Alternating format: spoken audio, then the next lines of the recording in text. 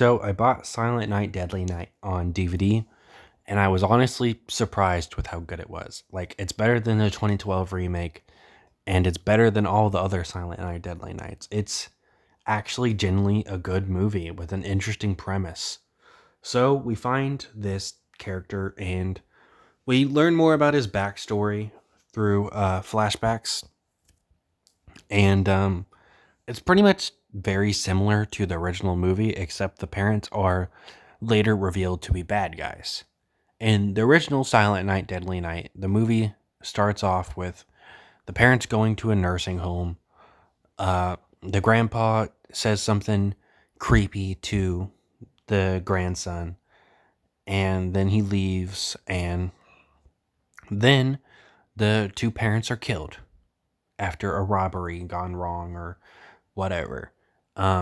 This one opens the same, slightly different. The grandpa is has a good relationship with the grandson. They're talking for a little bit. Then he fucking dies by puking up blood.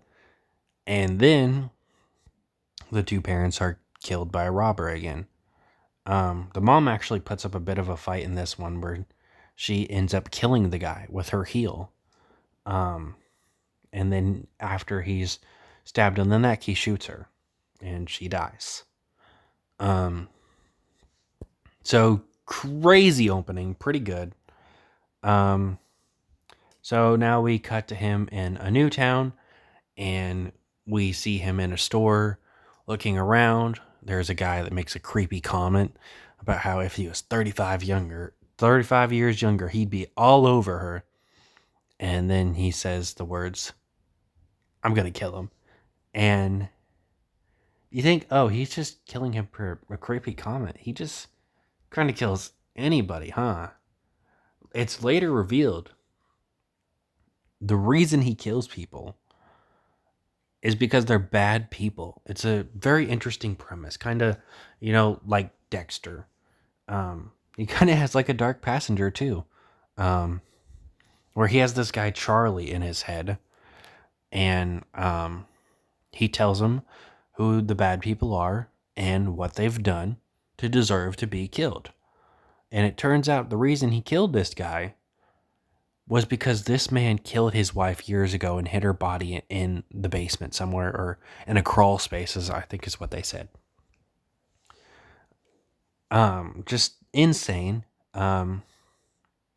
He meets this girl, he really likes her. She's a bit mentally unstable, and they end up having sex after like a day or two, which I think feels a little forced. I feel like it's more to get them, I guess, closer together, but just feels a little bit forced. And then her dad dies like the next day in movie wise. I felt really bad for the dad. He's literally trying to save a kid that got abducted when he dies, and that's the reason he dies. Um it's just such an interesting premise. But that does lead like a slight plot hole.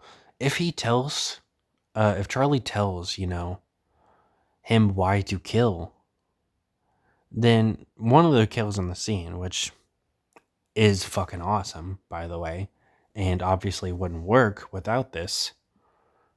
But it makes that part kind of frustrating where he follows this girl, I think her name was Delphine, because she was kind of berating her son, just being kind of a piece of shit. So now he's going to kill her. Well, when he follows her and goes to a place that she usually goes to, it turns out she's a white supremacist, she's a Nazi, and she has this whole gathering of other Nazis. So he decides he's going to kill them all now. But if Charlie tells them why he has to kill the person, you think he would like tell him that he's a Nazi, that she's a Nazi, and that she does this Nazi shit. But it's whatever. It's not a huge deal, but yeah, whatever. There's some really good kills in this movie. A decent romance, even though I'm not a big fan of romance in movies. I think these characters really do click together at times. I do think that they do move too fast, though. Like, he goes into town on like the 20th and they're having sex by the 23rd, and they just seem really close. And they've only known each other for like 3 days. That doesn't really make much sense to me anyway. But yeah, it's a really good movie. Um, he is killed near the end, and he transfers like the curse onto her. So now she has him in her head telling her who to kill and stuff. It also has like the interesting premise that he only has to do it 24 days a year on Christmas, right before Christmas. He's got to do it 24 days.